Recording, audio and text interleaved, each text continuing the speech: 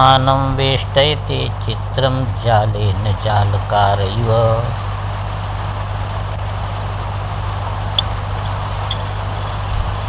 कहते प्रपंच योगेन आत्मानं वेष्टयते।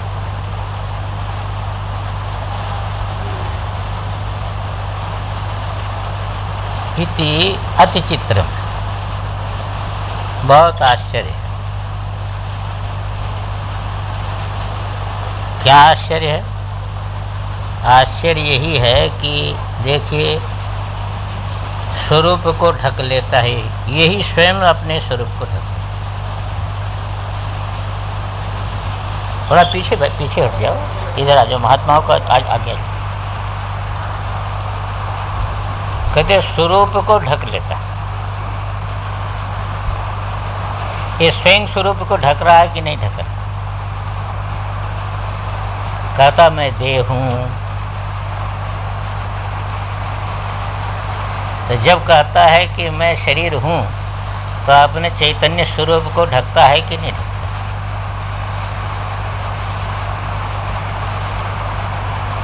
जब कहता है कि मुझे भूख लगी है, मुझे बहुत प्यास लगी है, तब प्राण के साथ तादात्म्य करके अपने स्वरूप को ढक लेता है। जब कहता है कि मैं मनन कर रहा हूं, मेरा मन इस समय बिगड़ गया है, मैं बहुत दुखी हो गया, तो विमर्शन शक्ति के द्वारा जो है वह उसके साथ तादात्म्य करके अपने स्वरूप को ढक लेता।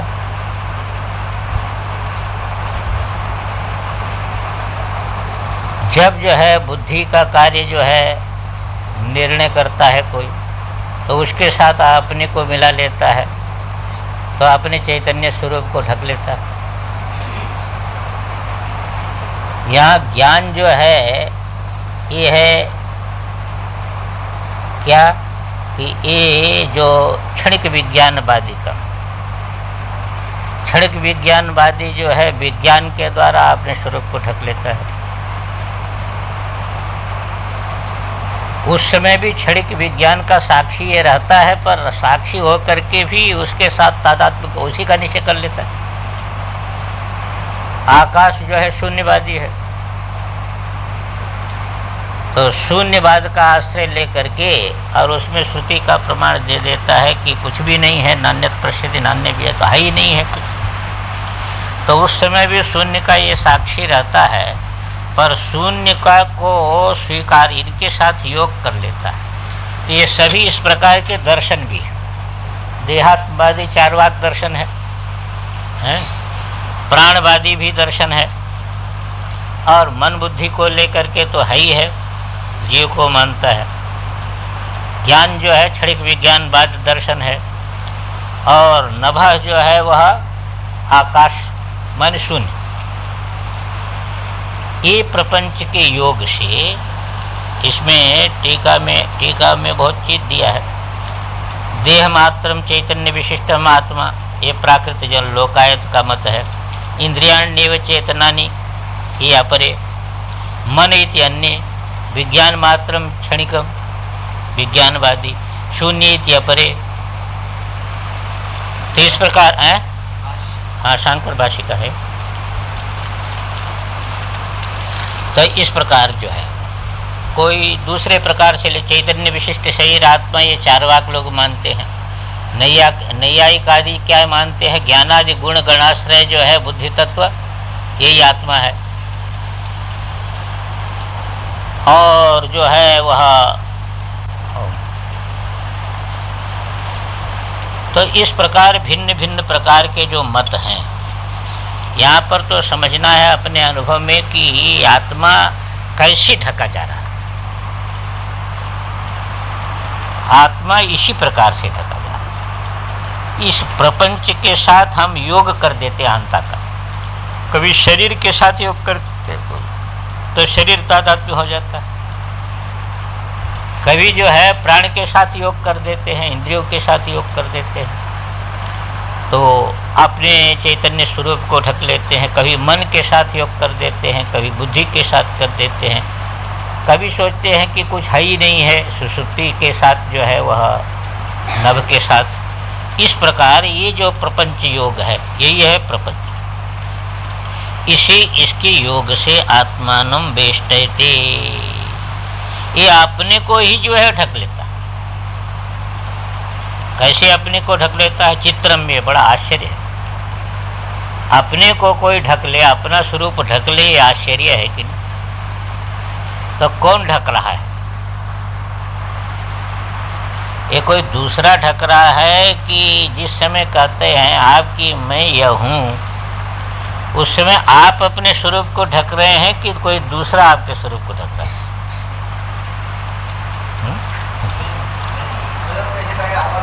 अब कहते हैं स्वयं अपने स्वरूप को ढक रहा है कि नहीं, बताओ। अब प्रत्यक्ष अनुभव में देखिए, दिन रात आप सुनते हैं, विचार भी करते हैं तो सोचते हैं कि मैं चैतन्य आत्मा हूँ, पर जिस समय शरीर के साथ तादात्म्य करते हैं तो अपने स्वरूप को कौन ढक रहा है? आप ही ढक रहे हो कि कोई दूसरा ढक रहा है?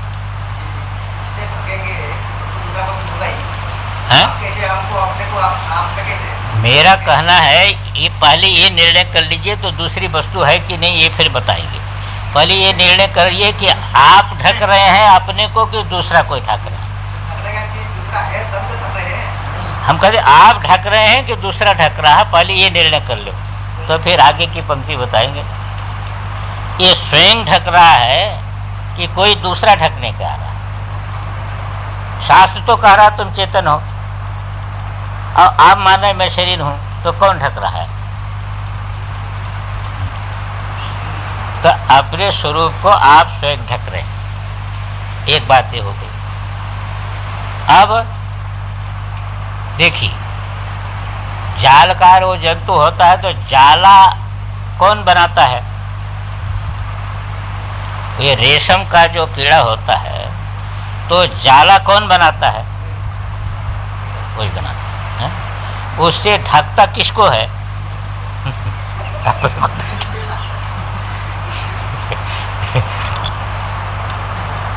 उससे ढकता अपने को, और ढक करके सोचता है मैं सुरक्षित हो गया। ऐसे देहादि का संकल्प यही किया है, इसी के संकल्प से उत्पन्न और उसी से अपने को ढक रहा है। इसलिए उदाहरण दे दिया कि जाले न जालकार ही वह, जैसे जाल के द्वारा जालकार जो है वो जो कीड़ा होता है रेशम का, वो जाल के द्वारा अपने को ही ढक लेता है। स्वयं जाल का निर्माता है और स्वयं जो है वह उससे अपने को ढकने वाला है। और वो है कोष का, और वही जो है वही उसका ढकना ही उसके मृत्यु का हेतु होता है।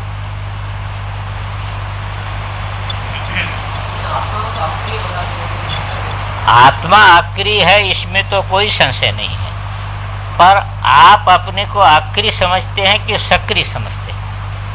मैं तो आत्मा की बातें नहीं कर रहा हूं यहाँ पर, मैं तो बात कर रहा हूं आप अपने को सक्रिय समझते हैं कि अक्रिय समझते हैं? तो आप ढक सकते हैं। जब आप सक्रिय समझते हैं तो आप ढक सकते हैं। आत्मा अक्रिय है और आप सक्रिय हैं। अब सक्रिय हैं तो आप तादात्म्य कर लेते हैं, तादात्म्य करके अपने को ढक लेते हैं, तो ढकने का काम आप ही कर रहे हैं। तो ढकने का काम आप ही कर रहे हैं तो इससे हटने का काम भी आप ही करेंगे। तो ढकना हटना दोनों जब आप में से दूर हो जाएगा तब आपको समझ हो जाए कि मैं अक्रिय हूँ। लेकिन जब तक जो है ये अज्ञान है तब तक ज्ञान की आवश्यकता है। अब ज्ञान के द्वारा अज्ञान नाश होगा, कोई नई चीज तो नहीं प्राप्त होगी। तो जो आपका आक्री स्वरूप है वो इस समय अज्ञात है, इस समय अज्ञात है। अब किसको अज्ञात है? आपको अज्ञात है। सच्चाई को स्वीकार कर लीजिएगा, आपको अज्ञात है।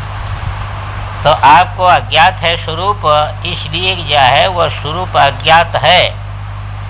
तो जब अज्ञात स्वरूप हो गया, जैसे जब आप सो जाते हैं तो ये स्वरूप अज्ञात हो जाता है, तब आप दूसरे स्वरूप के साथ तादात्म्य कर लेते हैं, दूसरे शरीर में तादात्म्य कर लेते हैं, यही मैं हूँ। तो जब उसके साथ तादात्म्य कर लेते हैं तो उसी से जन्म मरण का जो है वहाँ पर सुख दुख का की परंपरा शुरू हो जाती है। यही है। तो कहा चित्रम, बड़ा आश्चर्य है कि जालेन जालकार इव वेष्टयते, जैसे जो है जालकार जो है जाल के द्वारा अपने को वेष्टित कर लेता है, इसी प्रकार ये भी अपने को वेष्टित करके रखा है। अब मरी जाता है वो तो उसको उबाल देते हैं रेशम के लिए, वो तो छोड़ देते हैं गर्म जल में। अब गर्म जल में छोड़ देते हैं तो दुखी होता सुखी होता समझ लीजिए, वो तो मर ही जाता है। वो ढकता है तो अपने सुख के लिए ढकता है। यहाँ भी शरीर के साथ तादात्म्य करता है, खाने पीने के लिए मिल रहा है तो शरीर के साथ तादात्म्य करता है, ऐसे वो भी करता है। पर उसका फल क्या हो जाता है? फल दुख हो जाता है। ये खेल रहा है, जो इतना खेल रहा है, तो ये खेल रहा है स्वेच्छा से। जब खेल रहा है तो कुछ सुखी जान के खेल रहा है ना, पर वो भ्रांति से क्या है, असुख में सुख की बुद्धि हो जाएगी और सुख में असुख की बुद्धि। यही तो भ्रांति का स्वरूप है ना, यही तो अध्यास में आया ना। अनात्मनि आत्मबुद्धि, असुखे सुख बुद्धि है, असुख में सुख बुद्धि, हाँ आनंद बुद्धि। तो ऐसे हो जाता है। अशुचो शुचिविद है। तो ये जो है वह इस प्रकार का हो जाता है। यही माया है, नहीं बन जाती है। माया इसी का नाम माया है, और क्या है? ऐसा हो रहा है, इसी का नाम माया है। माया है नहीं, ये बात ठीक है, पर उसका कार्य दिखाई दे रहा है तो हम उसको मानते कुछ न कुछ है, जो बन जाती है बस वही है। हम कहते हैं माया, कोई मायावी में कोई माया थोड़ा दिखती है। माया को तो किसी ने आज तक देखा नहीं है, पर कार्य दिखाई देता है, यानी वस्तु नहीं है और दिखाई देती है। अब वही अभी माया हो गई। तो कारण जिसका नहीं दिखाई दे वो बस वही भाषित, यही भाषित।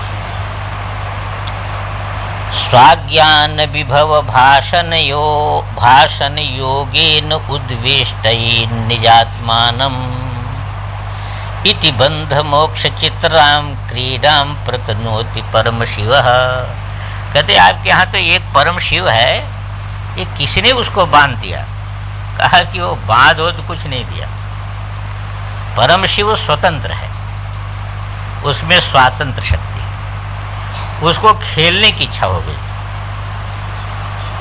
कहा कि खेलने की इच्छा क्यों हो गई? वो अतृप्त था। कहा अतृप्त नहीं था, यही तो स्वातंत्र है उसका ना,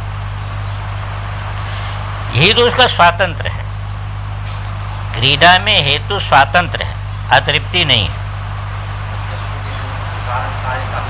जैसे यहाँ पर भी कहा ना, ब्रह्मसूत्र में कहा क्या, लीला कैवल्यम, बस।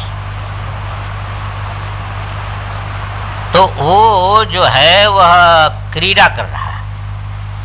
तो कहते क्रीड़ा कर रहा है, कहा क्रीड़ा ऐसा नहीं कर रहा है, यही उसका स्वातंत्र है। अनंत रूपों में क्रीड़ा करता हुआ दिखाई देने पर भी ज्यों का त्यों है, ये उसकी क्रीड़ा है, ये इसके स्वातंत्र है। क्रीड़ा में वो कहीं परवश नहीं हो रहा है। देखिए यहाँ भी वो परवश नहीं है। ये नहीं समझना चाहिए कि क्रीड़ा में परवश हो गए हैं आप परवश नहीं हैं। पर आप क्रीड़ा बंद करना चाहें तो कोई रोक नहीं सकता। आप क्रीड़ा नहीं बंद करना चाहते ना, यही बात है ना। देखिए ये दो चीज ध्यान में रखना चाहिए आगम के अनुसार। आगम के अनुसार एक चीज ये ध्यान में रखनी चाहिए कि ये क्रीड़ा जिस समय छोड़ना चाहे उस समय इसको रोक नहीं सकता, क्योंकि स्वतंत्र अपने स्वातंत्र से क्रीड़ा कर रहा है। तो इसको उसको बंद करने में भी स्वतंत्र है। ध्यान में आए, बंद करने में स्वतंत्र है। स्वातंत्र इसका है, पर चाहता नहीं, खेलना चाहता तब क्या करे? चाहेगी तब। हाँ, अभी देखिए दूसरी चीज आप समझिए, नित्य ज्ञप्ति चाहेगी, नित्य ज्ञप्ति स्वरूप ही है, वही तो स्वातंत्र है। यहाँ पर इनके भाव को ये पकड़िए कि ये स्वतंत्र है, अपने स्वातंत्र से क्रीड़ा कर रहा है। आज ही चाहे क्रीड़ा छोड़ना तो छोड़ सकता है। अब कहो कि फिर क्यों चाहता नहीं, तो फिर क्या करें? देखो, चाहता नहीं है ना, क्योंकि कई बार इस पर विचार हो चुका है कि छोड़ने में कुछ नहीं करना है, खाली आपकी इच्छा होनी चाहिए। छोड़ने में कोई क्रिया करना नहीं है, छोड़ने में कोई क्रिया नहीं करनी पड़ती है। पर जब तक इसको जो है वह खेलने की इच्छा है, तब तक बताओ कि जो है वह इसकी क्रीड़ा कैसे रोक सकते हैं? तब तक नहीं रोक सकते। शक्तिपात यही है कि ये खेलने के तरफ से हट के अपने घर के तरफ ध्यान दे दे, खेलने की इच्छा छोड़ दे और इधर अपनी इच्छा को बोल दे। ये शक्तिपात है। शक्तिपात में लक्ष्य तो बदल जाएगा। दूसरी चीज इनका एक और कथन है, स्वरूप अनावृत ही है, स्वरूप कभी भी आवृत नहीं हो सकता। वो देखिए, आवरण की प्रतीति है, पर स्वरूप आवृत नहीं होता है, पर्दा आवृत नहीं होता है।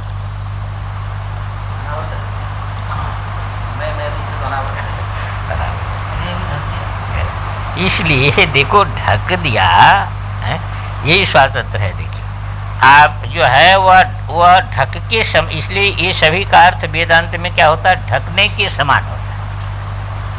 ढकता नहीं है, पर्दा ढकता नहीं। पर्दा ढक जाए तो चित्र कैसे दिखेगा भाई? तभी है ना, पर ढके हुए के समान होता, ढकता नहीं।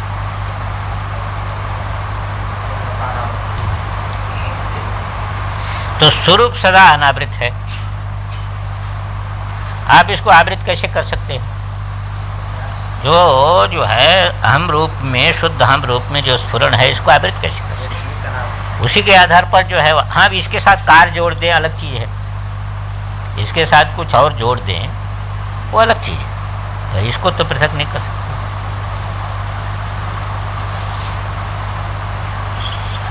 अब देखिए, कहते हैं कि देखो, बस कोई क्रीड़ा के लिए उपयोग है ना, क्रीड़ा के लिए उपयोग है। जैसे योग वाशिष्ठ में आता है कि वशिष्ठ जी तो ज्ञान स्वरूप थे, तो ब्रह्मा जी ने कहा भाई तू अज्ञानी हो जा, अज्ञान को स्वीकार कर ले, तभी तो प्रश्न करेगा, तो हम उत्तर देंगे, नहीं तो क्या उत्तर देंगे, क्या प्रश्न करेंगे? तो कहा कि ठीक है, तो फिर जो है अज्ञानी हो गए, अज्ञान को स्वीकार कर लिया। हाँ, तब फिर पूछने लगे कि जो है वह ये कैसे है, ये कैसे है, तो उत्तर देने लगे। ऐसे राम जी को भी कहते हैं। ऐसे राम जी भी जो है वह लोगों के लिए अज्ञान को स्वीकार कर लिया। वास्तविक किया नाटक के रूप। ये तो राम जी से पूछना चाहिए। ईश्वर सब नाटक ही करता है, ईश्वर का कोई व्यवहार वास्तविक नहीं होता। माइक होता है ना, माया को वश में करता है, माया के अधीन नहीं रहता। बस ऐसा मान लेते, जैसे आजकल नहीं होता है। आजकल देखिए रेडियो इत्यादि में आता है, एक विद्यार्थी बन जाता है, एक अध्यापक बन जाता है, वो पूछता है, वो उत्तर देता है, अपना करता है, ऐसा दिखाते हैं ना। हाँ, अब वास्तविक नहीं है, पर वास्तविक जब तक मान लेता है तभी तक तो भ्रम है भाई। नाटक को वास्तविक मान लेता है, बस यही जो स्वीकृति है, यही जन्म मृत्यु का हेतु है। भाई जगत का कोई पदार्थ इसका नहीं हो सकता है, शरीर इसका नहीं हो सकता है, मान ही तो लेता है ना। व्यवहार तो वास्तविकता पर नहीं चलता है, तो मान्यता पर चलता है। अब मान लिए व्यवहार चल जाएगा, व्यवहार के लिए वास्तविक वस्तु की आवश्यकता नहीं, मान्यता पर व्यवहार चलता। बस मान लिया वैसा व्यवहार चल जाएगा। मान लिया मैं देवदत्त हूं, बस हो गया, तब व्यवहार चलेगा। तो कुछ भी हो पर सब मान्यता पर चलता है। ये राष्ट्रपति है, एक मान्यता है, और क्या है? ये प्रधानमंत्री है, एक मान्यता है, और क्या है? इसी मान्यता पर सब चलता है सारा व्यवहार, बस मान्यता पर चलता। इसीलिए कोई जरूरत नहीं है, वास्तविकता की जरूरत नहीं। अब देखो गृहस्थ आश्रम का मूल ही देखिए, एक लड़की को पकड़ जाते, एक लड़के को कहते तुम्हारी पत्नी है। अब मान लिया उसने पत्नी और क्या है, अब मानी तो लिया, क्योंकि पूर्व में भी पत्नी कैसे सिद्ध होगी? यदि कहो पूर्व में हो तो उसको ज्ञान होना चाहिए, तो जन्म से उसको कोई ज्ञान नहीं है। उसको बीमारी हो तो उसको ज्ञान नहीं, उसको बीमारी हो तो उसको ज्ञान नहीं है, तो नित्य तो है नहीं है? बस मंत्र पढ़ दिया, कहा तुम्हारी पत्नी है, उसने मान लिया मेरी पत्नी। उसको कामना थी, उसको कामना थी, मान लिया। अब मान लिया वो ऐसा हो गया कि जैसे जन्म जन्मांतर का संबंध हो गया। आप विचार करके देखिए, जन्म जन्मांतर का संबंध हो गया है कि नहीं? पर ये जन्म जन्मांतर का संबंध कहाँ से आया? वो एक मान्यता पर आ गया। आपने मान लिया मेरा आश्रम है, कहाँ आश्रम है तुम्हारा? शरीर नहीं हो तुम्हारा आश्रम कहाँ से हो जाएगा? ये शरीर ही नहीं हो तुम्हारा आश्रम कहाँ से हो जाएगा? तुम तो कहते हो मैं शरीर ही नहीं हूँ, तो आश्रम से क्या संबंध होगा तुम्हारा? बस व्यवहारिक वही मैं यही तो कह रहा हूँ ना, व्यवहार माने मान लिया बस। व्यवहार में और कुछ नहीं है, मान लिया। अब वो जो माना हुआ संबंध है उसको सत्य भ्रम हो जाता है। वास्तविक तो होता नहीं वो, पर वास्तविकता का भ्रम होता है। व्यवहारिक सत्ता जो है व्यवहारिक है, वास्तविक नहीं है, पारमार्थिक नहीं है। पर व्यवहारिक सत्ता में पारमार्थिकपना का जो भ्रम है, यही भ्रम जो है, बस यही जो भ्रम है, बस यही भ्रम जो है बंधन का हेतु होता है। नहीं तो व्यवहार कहाँ पकड़े है किसी को? व्यवहार किसी को नहीं पकड़ करके रखा है। हाँ, पर व्यवहारिक नहीं उसको मानता ना, उसको वास्तविक माने। हाँ, है तो अध्यारोप ही, अध्यारोप नहीं मानता है बस। वो सत्य के साथ उसको संबंध है, तो ये प्रातिभाषिक, ये व्यवहार भी है प्रातिभाषिक, पर उसको सत्ता के साथ जोड़ देता है तो व्यवहारिक हो जाता है। हाँ, जब तक जोड़ के रखेगा तब तक वह व्यवहारिक वैसे सुख दुख सारा कुछ होता रहेगा। और उसको जब पृथक कर दोगे, अरे माया को जब आप पृथक कर देते हैं तब अस्तित्व रहित हो जाती है। और नहीं तो जो है जब तक पृथक नहीं करते तब तक तो उसका सारा वज्रसार के समान वो है? ये संबंध वज्रसार के समान नहीं है। पर जब आप अपने को शरीर से पृथक कर लेंगे तब कहाँ टिकेगा वो? तो टिकने की जगह नहीं रही। तब सब तो है, तब माया में तब तक तो बस ये बात। तो कहा कि वो जो परम शिव है ना, परम शिव क्रीडाम प्रतनोति, परम शिव जो है वह क्रीड़ा का विस्तार करता है। क्रीड़ा का विस्तार करता है, कैसे क्रीड़ा का विस्तार करता है? कहते हाँ, वो क्रीड़ा का विस्तार करता है ऐसे कि स्वज्ञान विभव भाषण योगेन उद्वेष्टये निजात्मानम। पहले तो क्या किया था उसने? पहले कहा था, पिछले में देखिए, पिछले में कहा था जालकारी व जाले निवेष्टयते है। कौन? वही परम शिव अपने को बांध दिया। और फिर स्वज्ञान विभव भाषण योगेन, वहाँ तो किस योग से? वहाँ से ये कल्पित योग से, देह आदि के योग से तो बेस्ट थे। और अपने स्वरूप ज्ञान का योग कर लेता है। तो जहाँ उसका जो है वह योग किया, कहाँ क्या हुआ? उद्वेष्ट थे, तहाँ जो है उसका सारा बंध तोड़ देता है। इतने है। तो स्वज्ञान विभव भाषण योगेन उद्वेष्टयेन निजात्मानम, अपने को जितना बंधन था वो बंधन से मुक्त कर। तो बंधन से मुक्त तो सदा ये था ही, पर क्रीडार्थे न बंधन के समान कर देता है, हैं? और जब जो है क्रीड़ा करने की इच्छा समाप्त हो कर ले तो फिर अपना ज्ञान वैभव दिखाई देने लगता है इसको, ज्ञान वैभव दिखाई देने लगता है। तो ज्ञान वैभव का योग जब होता है तब अपने स्वरूप में जो है अपना मुक्त स्वरूप दिखाई देता है। अब देखिए, मुक्त इस समय अपने को कौन सा स्वरूप दिख रहा है? बंधन वाला स्वरूप दिख रहा है? और ज्ञान रूप होकर के आप देखिए तो जो आपका नित्य मुक्त स्वरूप है वो स्वरूप है इतने ना। इसके साथ तादात्म्य कर लीजिए तो बंधन का स्वरूप दिखाई दिया, तो बंधन हो गया। और इसका तादात्म्य छोड़ दीजिए, अब इसके साथ तादात्म्य करिए, सक्रिय हो गए आप। और इसका तादात्म्य छोड़ करके स्वरूप में जो है वह केंद्रित हो जाइए, निष्क्रिय हो। साक्षी चेता केवल निर्गुण। इनका ये कहना है कि भाई ये स्वतः जो है, इसलिए शिव स्वरूप है, इसलिए स्व इच्छा से जो है वह क्रीड़ा में आया है। इसलिए जिस क्षण ये इच्छा करेगा इसकी इच्छा को कोई रोक नहीं सकता। इच्छा शक्ति बस यही है। अभी इच्छा नहीं करता, तब तक इच्छा नहीं करेगा। बाहर से कह भले दे, तब तक इच्छा नहीं करेगा जब तक जगत में रस मिलेगा। फिर वही वेदांत में आ गया है कि जब तक बाहर खेलने में रस मिल रहा है, खाने पीने इत्यादि में रस मिल रहा है, तब तक तो खेलने की इच्छा है अभी ना इसको। बस ये जो है, इसलिए जो मुमुक्षा ही मुख्य माना ना, ये अभी तो खेलने की इच्छा है। और जब इसमें जब मुक्त होने की इच्छा तो तब होगी जब इधर का रस इच्छा करने वाले का ही तो स्वरूप। इसलिए बंधन की स्थिति यही है, मोक्ष की स्थिति यही है। इच्छा जब तक नहीं है, जब तक संसार में कुछ। इसलिए बंधन भी आपका बनाया हुआ है और मोक्ष भी आपका बनाया हुआ होगा।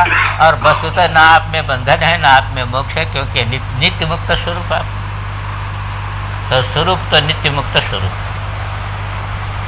और यही संकल्प, अपने संकल्प से बंधन हो गया, अपने संकल्प से संकल्प हुआ कि और कुछ नहीं हुआ। और रस का सही निरीक्षण परीक्षण हो जाए तो वही ना परीक्षा लोकान।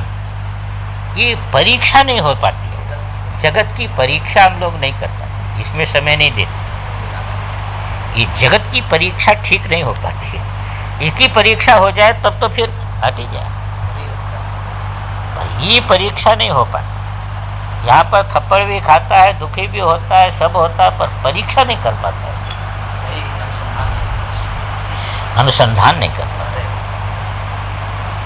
पंचकोश पढ़ तो लेता है, पर एक एक कोश को लेकर के पृथक करने का जो विचार है ये नहीं कर पाता है, उसमें स्थिति नहीं जमा पाता। नहीं तो विचार से तो सीधे है, पर वो ऐसे नहीं होता। और जब तक वासना है तब तक वस्तुतः आप शब्द का उच्चारण भी करें तो भी ऐसा अंदर वृत्ति नहीं करता, क्योंकि वासना है तब तक शरीर की आवश्यकता है,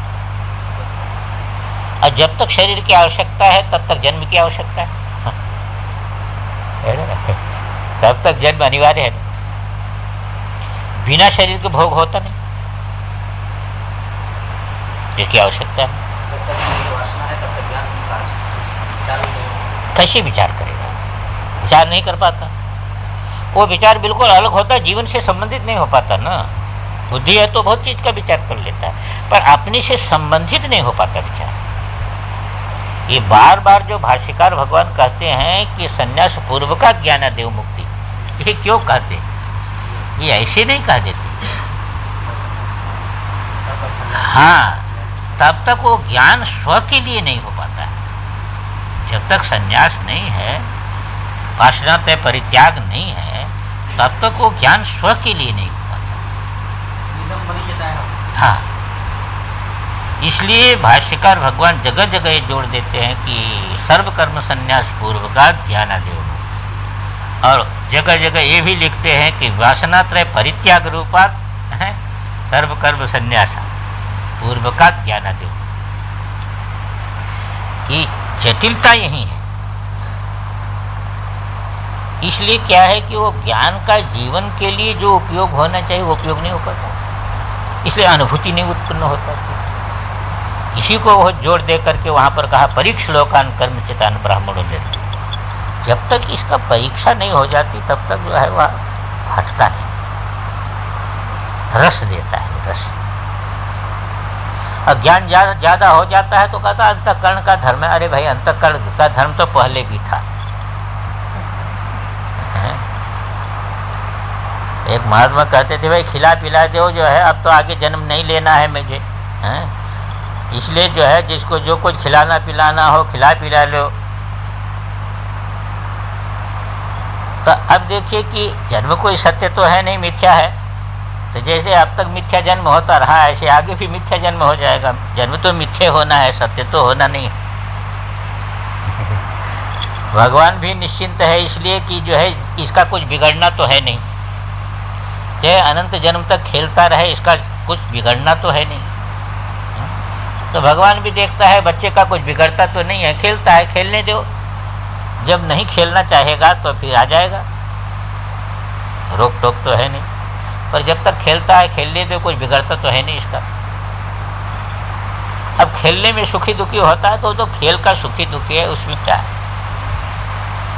पर स्वप्न का सुख दुख भी इसको मामूली तो है नहीं, बड़ा गंभीर पड़ता है। क्या करेंगे, उसमें कोई असर नहीं पड़ता।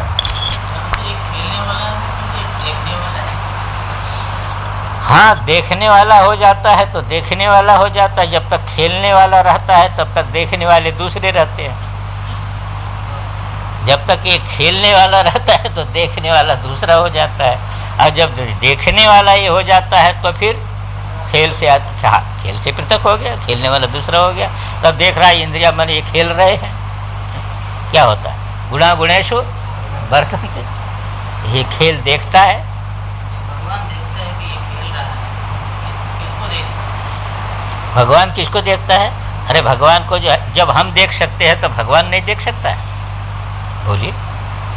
अरे भाई हम लोग इतनी चीज देख रहे हैं तो भगवान तो सर्वज्ञ है, वो तो सब कुछ देख सकता है। हाँ, ये वो जानता है, ये वो जान करके भी देखता है। वो जानता है कि कोई भी चित्र नहीं है, केवल पर्दा ही है, फिर भी चित्र देखता है। और एक जानता है कि चित्र ही है, पर्दा ही गायब हो गया उसके लिए। दोनों देखते हैं, ऐसा नहीं समझिए कि नहीं देख। जो जानता है कि आकाश में कोई रूप नहीं है वो भी नीला देखता है, और जो जानता है आकाश नीला है वो भी नीला देखता है। पर वो नीला देखता है पर जानता है कि नीला नहीं। बहुत लोग सोचते हैं कि भगवान को दया नहीं आती, इतना दुख है। भगवान का ज्ञान और हमारे ज्ञान में बहुत बड़ा अंतर है। जैसे मान लीजिए कि एक व्यक्ति सोया हो, हम आपको उसके स्वप्न का सर्वज्ञ बना दे, अब आप बैठे हैं और उसको आप खिला पिला करके सुला दिए हैं और वो सपने में मार भटक रहा है, तो आपको कोई दया आएगी उस पर? आपको हंसी आएगी, आपको हंसी आएगी, उसके मनोराज्य पर हंसी आएगी कि नहीं?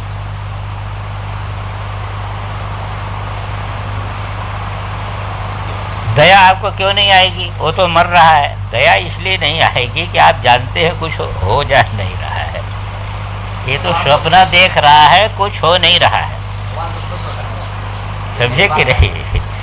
ये स्वप्न देख रहा है, ये कुछ हो नहीं रहा है, और उधर वो क्या है उसको तो सत्य मालूम हो रहा है। तो जैसे आपको दया नहीं आती है, उसमें क्या दया आएगी? आप चित्र में देखते हैं तो कोई दया का प्रश्न होता है, वहां आप जानते हैं कि ये देख रहा है। तो भगवान के ज्ञान में हमारे ज्ञान में अंतर है। तो स्व ज्ञान विभव भाषण योगिन अपना जो स्वरूप का ज्ञान, स्वरूपक ज्ञान जो है वह विभव, उस विभव को, उस वैभव को जो भाषित कर लेता है तो उस योग से क्या करता, उद्वेष्टयते। अब जो ढका हुआ है वो फेंक देता है उसे। आप अपने चैतन्य स्वरूप को लेकर के जब फेंकने में समर्थ हो जाएंगे, शरीर इत्यादि को, शरीर से लेकर के स्थूल शरीर, सूक्ष्म शरीर, कारण शरीर को फेंकने में समर्थ हो जाए, मुक्त हो गए आप। और क्या, इसके द्वारा आप अपने को बांधे हुए हैं, ऐसे पृथक कर लीजिए, मुक्त हो। निजात्मानम इति बंध मोक्ष चित्राम क्रीडाम प्रतनोति परम शिव। ये बंध मोक्ष जो है, ये बंध मोक्ष विचित्र क्रीड़ा, न बंधन है उसको न मोक्ष है, पर बंधन मोक्ष की क्रीड़ा कर रहा है।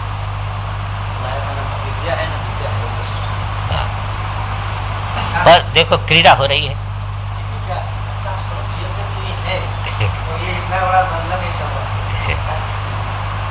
स्थिति का तो हमने बताया ना कि स्थिति में तो सीधे चाहे वेदांत लीजिए चाहे कुछ भी लीजिए, जब तक जगत की परीक्षा नहीं होगी, जब तक जगत से वासना निर्मूल नहीं होती है, तब तक ये शास्त्र आपको उपयोग भी नहीं आएगा। दूसरे उपयोग में आएगा, प्रवचन में आएगा, हैं, पुस्तक लिखने में आएगा, इन सब में तो आ जाएगा, पर जीवन में उपयोग भी नहीं आएगा। दूसरे के लिए काम देगा, अपने लिए तो काम जब देगा जब अपना रोग पता लग जाए ना। अपना रोग नहीं पता लगता। वो अप्पा जी दीक्षित कहते हैं नीति ज्ञा, नियति ज्ञा, नीति ज्ञा, नीति ज्ञा, और विसर्ग का लोप हो जाता है। नीति को जानने वाले, नियति ज्ञान, नियति को बता देने वाले, आपके भाग्य को बता देने वाले। शास्त्र ज्ञान, शास्त्र को जानने वाले। अपि भवन्ति वेद ज्ञान, वेद को जानने वाले भी लोग मिलते हैं। ब्रह्मज्ञा अपि सुलभा, परंतु स्वाज्ञान ज्ञानिनो विरला। परंतु नहीं, परंतु लिखे नहीं, ब्रह्मज्ञा अपि सुलभा, स्वाज्ञान ज्ञानिनो विरला। हाँ, अपने अज्ञान को जान लेने वाला तो कोई कोई है। ज्ञानिनो विरला, ज्ञानिनो अपि मतलब है छंद भंग हो जाएगा। ज्ञानिनो विरला, स्वाज्ञान ज्ञानिनो विरला। अरे भाई, ब्रह्म ज्ञान का तात्पर्य शब्द का एक ही नहीं होता है, परोक्ष ज्ञान भी ब्रह्म ज्ञान होता है। जैसे इन्होंने कहा नारद ने कि मैं क्या कह, ब्रह्म विद्या क्षत्र विशद विद्या जानता। तो ये लोग तो सुलभ हैं, कहते हैं अप्पा जी दीक्षित का श्लोक है, कहते ये तो सुलभ है, अपना ज्ञान जो है पकड़ में आ जाए ये बहुत कठिन है, ये जो बहुत कठिन। अच्छा, तो कीड़ाम प्रतनोति परम शिवा, हाँ, अपनी अभी। और इसका स्थूल अर्थ में कहीं भी अपना ज्ञान नहीं दिखता, मुश्किल तो है ना, सब जगह से देखिए परंपरा पर दूसरे का दोष झट दिखता था, अपना दोष नहीं दिखता। हाँ, बस ही इसलिए अपना बंधन कहाँ, अपने कहाँ बंधा हुआ है ये नहीं दिखता। ये दिख जाए ना तब तो नारद के समान फिर जो है वह उसको तड़पन हो जाए ना, क्योंकि यहाँ तो झुठलाने से काम नहीं चलेगा। व्यवहार में तो झुठलाने से भी कुछ काम चल जाता है, क्योंकि सत्य अनितम मिथुनी कृति प्रवर्तते हम लोग को, पर परमार्थ में नहीं होगा। ये तो सत्य है ना, सच्चाई में नहीं होगा। जब उनको ये दिख गया कि तथापि सोचा भी भगवान, शोक होता है, इसको स्वीकार कर लिया। इसकी स्वीकृति हुई तभी तो जो है वह सनत कुमार के पास गए, नहीं तो काहे जाते। अपने अज्ञान को स्वीकार किया तभी तो सनत कुमार के पास गए। अच्छा, तो ये बता दिया। इसी को लोकवत्तु लीला कैवल्यम ब्रह्मसूत्र में ये जो बंधन मुक्त का जो है लोकवत लीला, श्लोक पूरा हो गया भाई, ये हो गया श्लोक पूरा। नीतिज्ञा शास्त्रज्ञा अपि भवन्ति वेदज्ञा ब्रह्मज्ञा अपि सुलभा स्वाज्ञान ज्ञानिनो विरला।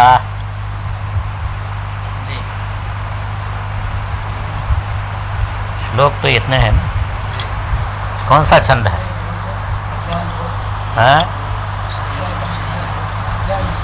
अज्ञान बोध। अज्ञान बोध ग्रंथ देखे हैं आप? हमने तो देखा नहीं। तत्व बोध तो देखा है, पर अज्ञान आप कहते हैं कि देखो अवस्था भेद कैसे है।